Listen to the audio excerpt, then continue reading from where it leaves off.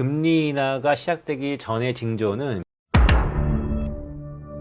경제 전문가도 아닌 일반인도 이런 경제 지표에 관심을 가져야 하는 이유는 뭘까요? 뭐 누가 시키는 건 아니죠. 네. 근데 알면 알수록 보이는 게 세상입니다. 알면 알수록 투자의 성과가 좋다라는 것이 투자의 정설이고요. 그런 의미에서 중심을 잡는 것에 도움이 되는 잣대가 경제 지표다라는 말씀을 드리고 있어요. 경제 지표를 아냐 모르냐에 따라서 큰 변화는 없을 수도 있습니다. 단기간에는. 하지만 우리 인생은 마라톤인 것처럼 투자의 시계도 롱텀하게 가져야 되는 것이거든요. 결국 안다는 것은 무엇일까요? 생각과 달리 세상이 바뀌었을 때 그만큼 대응을 빨리 할 수 있다는 거, 그만큼 플랜 B를 우리가 제시할 수 있다는 것입니다. 그런 의미에서 보면 경제 지표를 반드시 알아야만 된다라고 저는 개인적으로 보고 있습니다. 그러면 이제 일반인들이 정말 수많은 경제 지표를 다 볼 수 없을 텐데 네. 만약에 빈센트님이 네. 딱 한 가지 이것만은 봤으면 좋겠다라고 좀 뽑아본다면 어떤 거를 이야기해 주시고 싶으신가요? 투스텝의 구독자분들은 투자에 일가견이 있으신 분들이니까 그렇다면 글로벌 경기에 되게 민감하실 것 같아요. 결국 어떤 포트폴리오도 글로벌 경기에 대부분 경기가 좋으면 포트폴리오의 수익률이 좋을 수밖에 없고 경기가 안 좋으면 역발상이라고 하지만 포트폴리오 수익률은 극히 부진할 수밖에 없는 상황이거든요. 따라서 글로벌 경제를 미리 선도하는, 미리 알아볼 수 있는 경제 지표가 있습니다. 그게 한국인으로서 약간의 자부심을 가져도 될 만한 지표인데 매월 캘린더 데이로 1일날 발표하는 것이 한국의 수출 증가율인 것이죠. 네. 더구나 한국 수출 증가율은 10일, 20일 열흘마다 또 발표되기도 합니다. 따라서 한국의 수출 증가율 캘린더 데이로 매월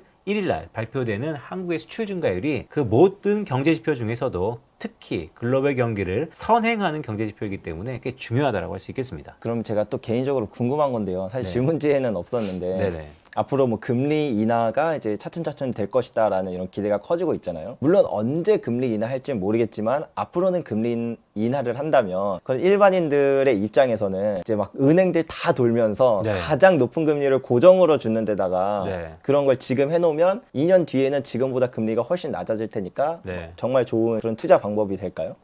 뭐 그런 거죠. 단순하게 보시면 이런 겁니다. 금리가 내려간다며 어차피 내년에 내려갈 테니까 지금 다 돌아다녀서 가장 높은 금리를 주는 것을 1, 2년 사이에 우리가 묶어두면 2년 뒤에는 가장 내가 선택했던 게 높은 금리에서 즉 고점에서 뭔가 크게 금리를 잡지 않았을까라는 기대가 있는 것이죠. 네. 그런데 거기에 또 반대는 네. 여러분 투자는요. 저는 기회비용이라고 생각합니다. 가장 우리가 예금보다는 적금보다는 10년 상품에 더 높은 고이율을 주는 이유가 뭘까요? 그만큼 유동성이 제약되는 것이죠. 따라서 저는 기회비용을 내세우는 투자를 하는 게 가장 중요하고 기회라는 것은 잡을 수 있으면 항상 현금을 보유해야 되는 것입니다. 그런 의미에서 유동성이 제약되는 상품은 약간은 비추하고 있는 상황입니다. 그럼에도 불구하고 다른 것이 모든 게 동일하다. 즉 세트리스 페리부스라는 기본 가정을 깔고 봤을 때는 말씀 주셨던 것처럼 많은 발품을 팔아서 저축은행이 아니면 또 더 나은 은행이 이거보다 더 많은 금리를 준다라는 것을 선택하고 1, 2년 정도 적금을 든다면 2년 뒤에는 기회비용 이런 거 다 차치하고 놓고 본다면 좋을 수 있겠죠. 그럼 이제 금리 인하 얘기가 나왔으니까 네. 이제 금리 인하가 이전에는 내년에도 안 할 수 있다 막 이런 게 많았지만 점점 빨라져서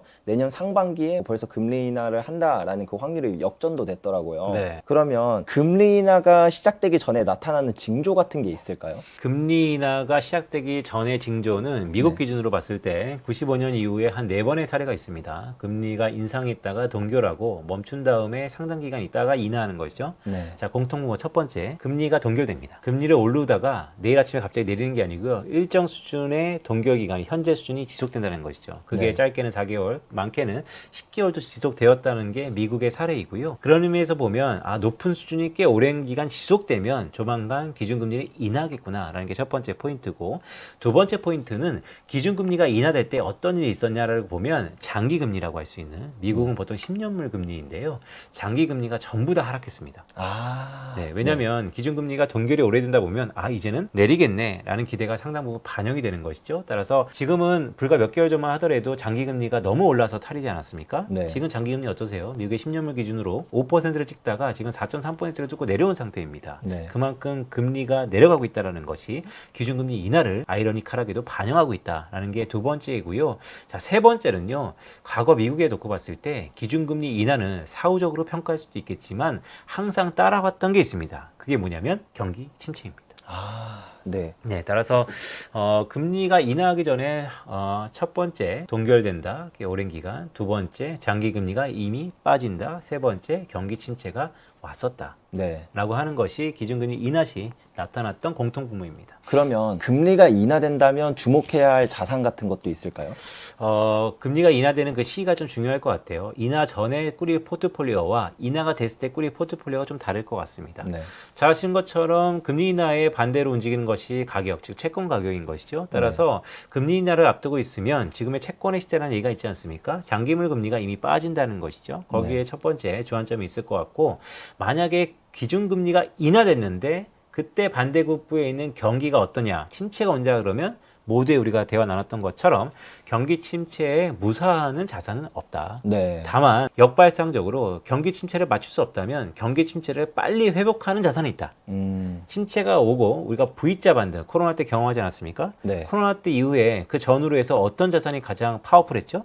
결국 주식인 것이죠. 네. 그런 것처럼 경기 침체가 기냐 짧으냐에 대한 검증도 있어야겠지만 경기 침체를 우리가 예상하지 못한다면 만약에 지금이 경기 침체다라고 봤을 때는 오히려 네. 이 이후에 회복이 빠른 그런 자산 중에 하나가 주식이다라는 네. 말씀을 드립니다. 우리나라 이제 뉴스들 중에서 네. 가계부채가 너무 심각하다. 막 네. 지금 이런 얘기들이 되게 많아요. 뭐 맞아요. 전 세계적으로만 봐도 뭐 손가락 안에 꼽을 정도로 네. 우리나라 가계부채 수준이 심각하다고 하는데 앞으로 어떻게 될까요? 대표님 어떠세요? 부채 있으세요? 저는 없어요. 아, 그래요? 네. 와, 되게 엄청나네요. 제가 아시는 분들 중에 유일한 분들이 몇 분 있는데 그 중에 한 분이십니다. 네, 부채가 없다라는 거. 자, 그런데 이런 얘기 드리고 있죠.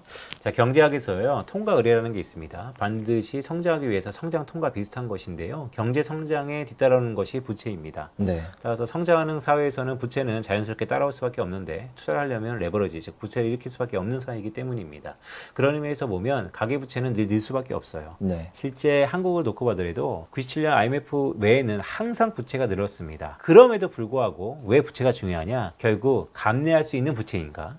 그렇지 못하는 부채인가가 중요한데 우리 경제학 쪽에서는 그것을 하나의 기준점으로서 GDP, 국내 총 생산 대비 가계부채가 몇 %냐. 네. 현재 GDP 대비 가계부채가 한국 기준으로 106%를 넘었거든요. 네. 그러니까 100%를 넘은 거예요. 한 해 동안의 총 생산보다 더 많은 부채를 떠안고 있기 때문에 이것에 대한 스리스홀더, 즉 인계치는 뭐 GDP 대비 가계부채가 80%다, 90%다, 아니면 60%다, 어디가 적정한다보다 더 중요한 것은 일단 GDP 전체 사이즈를 넘어버렸다는 거. 네. 이 부분에서는 경각심이 필요한 순간이다라는 말씀을 드립니다.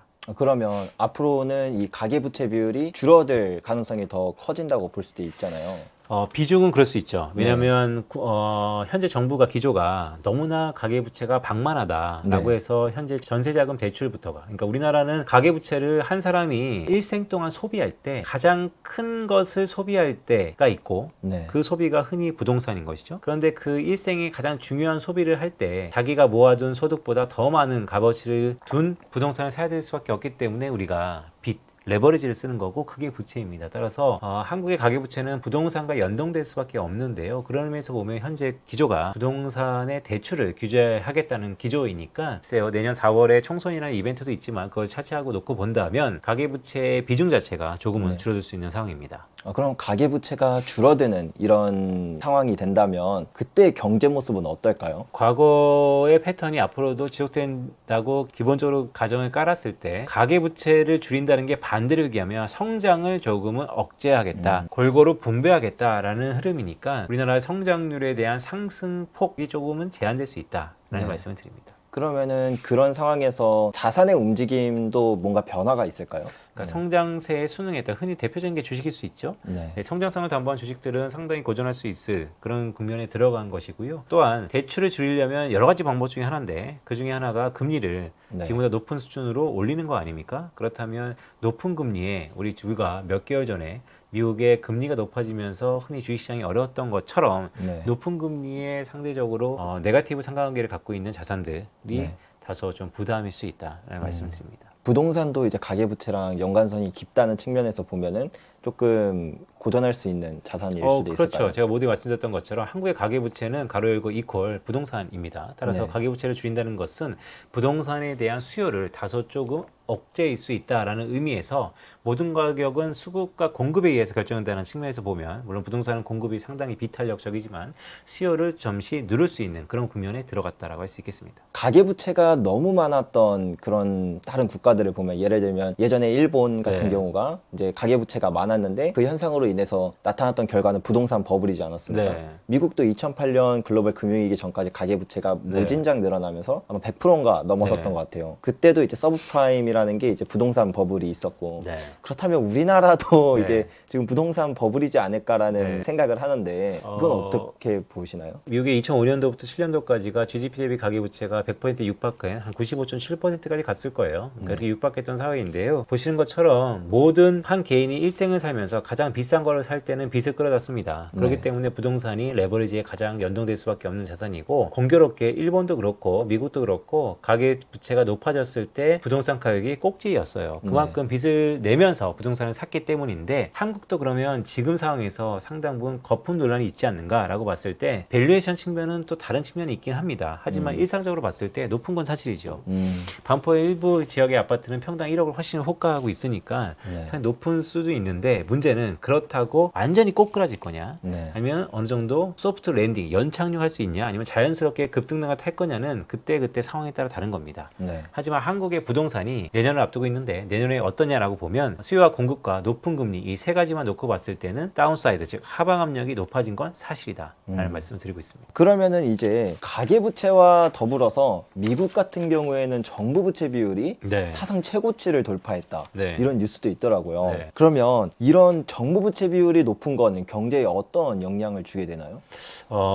약간의 이젠 메커니즘이 필요한데요. 정부 부채가 많다는 것은 그만큼 정부가 돈을 많이 쓴다는 겁니다. 네. 정부는 돈을 언제 쓰냐? 경제 성장을 이끌기 위해서 돈을 씁니다. 따라서 부채가 많아졌다는 것은 이전만큼 정부가 돈을 쓰지 못한다는 것이고 그러면 정부 정책에 의한 경제 성장의 동의는 다소 떨어질 수밖에 없다라는 것입니다. 미국이 지금 최후의 사태를 겪고 있죠. 2011년 이후에 미국의 신용등급이 강등되고 있습니다. 아니면 신용등급의 일부 미국의 전망치가 불투명해지고 있고요. 그런 의미에서 보면 지금의 미국의 정부 부채는 결국 꼬리에 꼬리를 물고 결론적으로 왔을 때는 성장의 둔화 압력으로 작용할 가능성이 높다라는 말씀을 드립니다. 네, 그러면 이제 지금의 어떤 분위기상 앞으로도 미국은 정부 부채가 더 늘어날까요? 아니면은 이제는 좀 그 정부 부채 비율을 줄이려고 노력을 할까요? 네, 브레이크가 없을 것 같습니다. 그러니까 2011년 신용등급 강등 사태 이후에 C캐스트라 그래서 자동적으로 예산을 삭감하는 다양한 툴들이 있었는데요. 무용지물인 것이죠. 왜냐하면 앞으로 펼쳐지는 이 세계, 더구나 미국 입장에서 보면 제1의 경쟁적, 즉 패권 경쟁을 하고 있는 중국을 어쨌든 압도적으로 우위를 삼아야 되는데 어떤 국가가 어떤 국가를 압도적으로 우위에 삼는 것은 물론 군사력이 있을 수 있겠지만 가장 백본이 되는 것은 경제력입니다. 따라서 미국이 지금 부채를 줄여서까지 경제 성장을 희석시킬 그런 단계는 아니다 라는 말씀 드리면서 저는 글쎄요 고삐 빠진 브레이킹 고삐 빠진 말 이런 식으로 미국의 부채는 계속해서 늘어날 건데 여기에 숙제는 비중이죠. 그만큼 성장 속도가 더 빨리 늘어나서 GDP 대비 비중 자체를 좀 줄일 수 있는 그런 세상을 미국이 준비하지 않고 있는가라고 보고 있습니다. 저번에 이제 강연해 주셨을 때 네. 경기 침체가 있었던 모든 시기일 때 생산성으로 이제 이거를 커버쳤던 경우가 네. 한 번인가밖에 없었다고 이제 들었던 것 같아요. 맞습니다. 지금 찾아오게 될 그런 경기 침체에서 네. 과연 그런 생산성 혁명이라고 해야 될까요? 네. 그런 게 일어날 수 있을까요? 그 말씀드렸던 것처럼 미국의 사례이고요. 지금 대표님 말씀하신 것은 미국의 90년대 후반에 우리가 네. 94년부터 2000년 직전까지 미국을 르네상스 사회라고 합니다. 그만큼 경기 침체에 대한 우려가 다양한 지표에서 현재처럼 나타나게 시그널링이 떴는데 신호가 떴는데 오히려 경기 침체가 아닌 호황을 누렸다는 것이죠.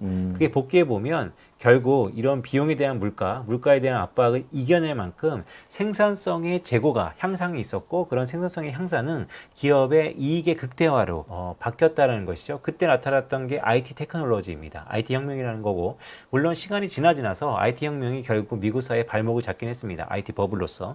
하지만 지금이 어떤 상황이냐 비슷한 상황일 수 있다는 것이죠.